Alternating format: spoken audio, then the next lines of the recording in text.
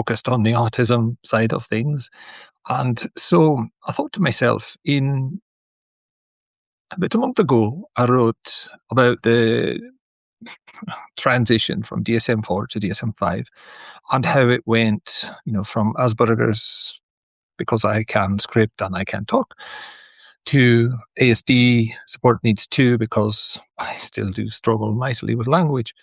And so from that standpoint, I thought about the naysayers and all the bother around behaviorism and how a lot of autistic spaces online, a lot of self-advocates, they are pushing to advocate that their governments ban, applied behavior analysis, ban ABA, hashtag ban ABA, all these kinds of stuff.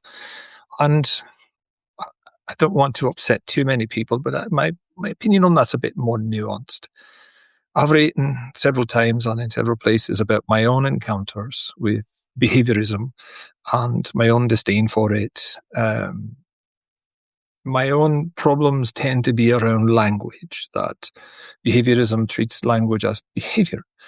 And there are other parts of behaviorism that, families have told me that, yes, they don't like it, but in a certain aspect, it teaches children, not to be crude about it, but how not to get shot by American police.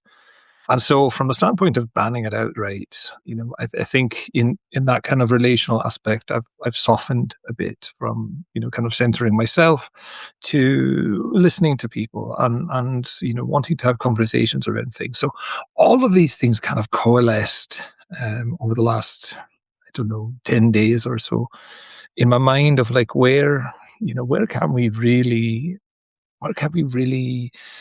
dive into this? Where can we make it not only meaningful and impactful, but interesting?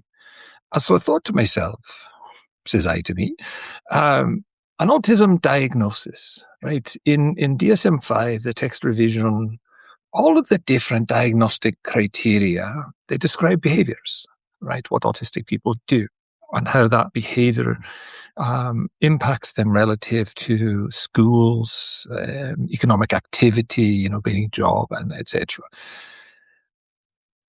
It doesn't describe language. It does not describe how the brain works, right? It doesn't describe where this autism comes from.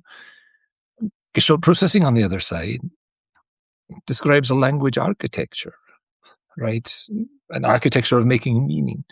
And so Gestalt processing, in my view, is not just language. It's everything, whole to part. And so from that standpoint, I was looking this week at the diagnostic system as a whole to say it focuses on behaviors when it comes to autistic people. And many, many autistic people are Gestalt processors. I am.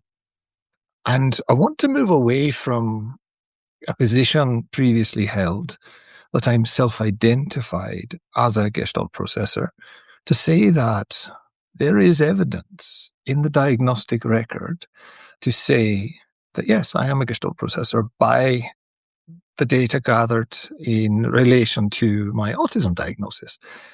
And I know you might think that sounds a bit funny, but I think this system has been gathering this data all along.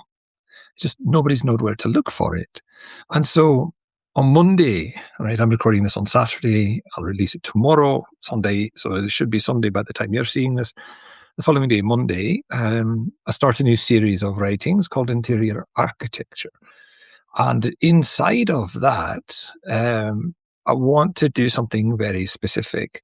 And I want to take these, again, diagnostics, right, describing behavior, and I want to show you where you can find the evidence of Gestalt processing, right? So we start off with the map and the territory. That's the very first piece. And this kind of introduces the premise.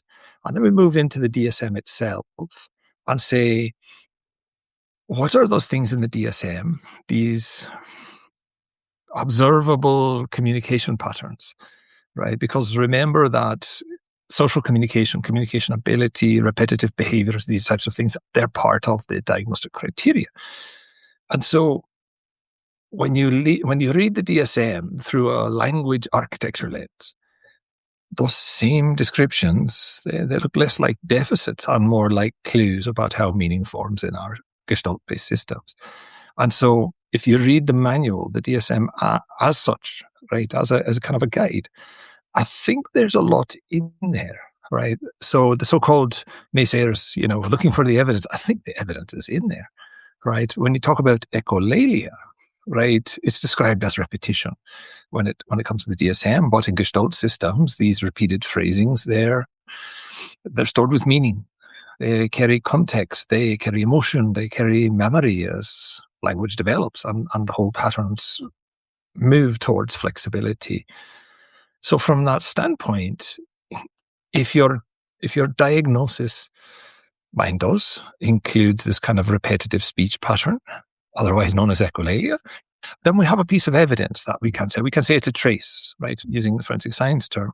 It's a trace that something is there, and a lot of traces kind of add up to something, right? And so we move through the traces, echolalia not being repetition, and then that kind of literal thinking that autistic people are often accused of, right? We take idiom, we take, hold your horses as literal. Like, I don't have horses. What are you talking about horses, right? And I explain from a Gestalt standpoint how that literalness is simply an early stage of Gestalt systems still building its pattern network, right? It's missing the bridge between the lived experience of the idiom and, we default to the literal. We know what a horse is. We know what holding something is. And so in the absence of that bridging memory, that full gestalt of the idiom, the experience, we default to the literal. And it happens kind of naturally because, we want to exist in community. We want to exist conversationally.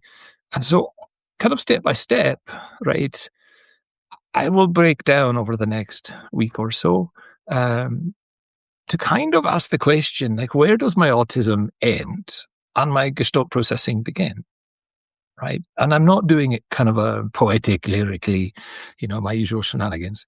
I'm doing it from the DSM itself. And I'm doing it from the 100 years that we have of Gestalt psychology, language processing, going from Peters to Blanc, going all the way back, to Vygotsky and how meaning is made and so on.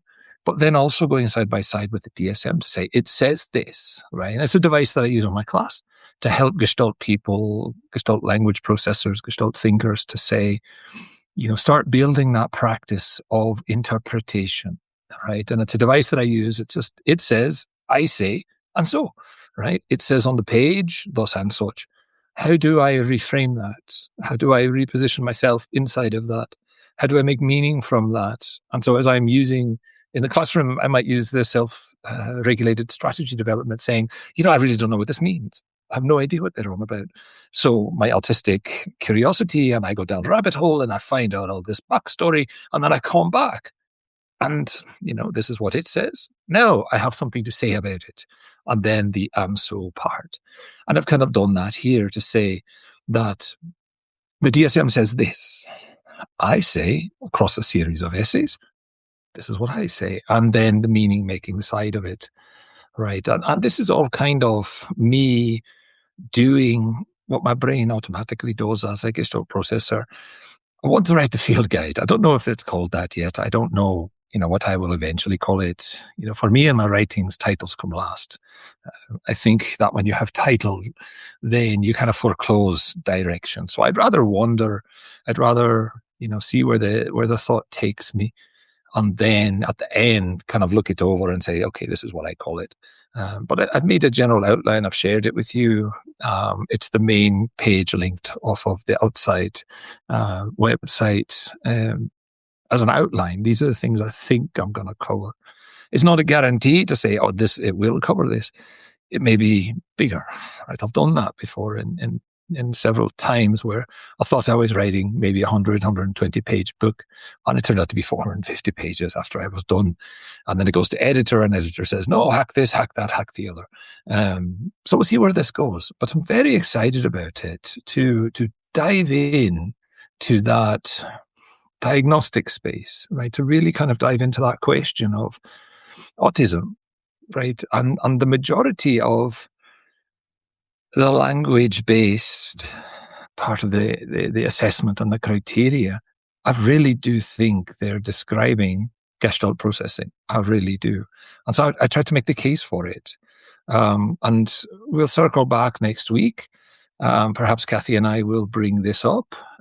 In the UK, it's a holiday weekend, celebrating mothers on anniversaries and all of these kinds of things. And so she's off living a fabulous life, and I am here in the cold wilds of the mountains of California, chatting to you today. But I'm also testing out the new recording studio from Substack to see how it works.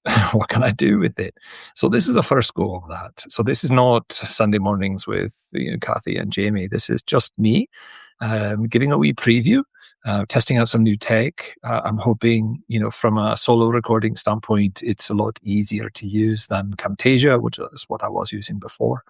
And if it is, I can cancel my subscription, which is great.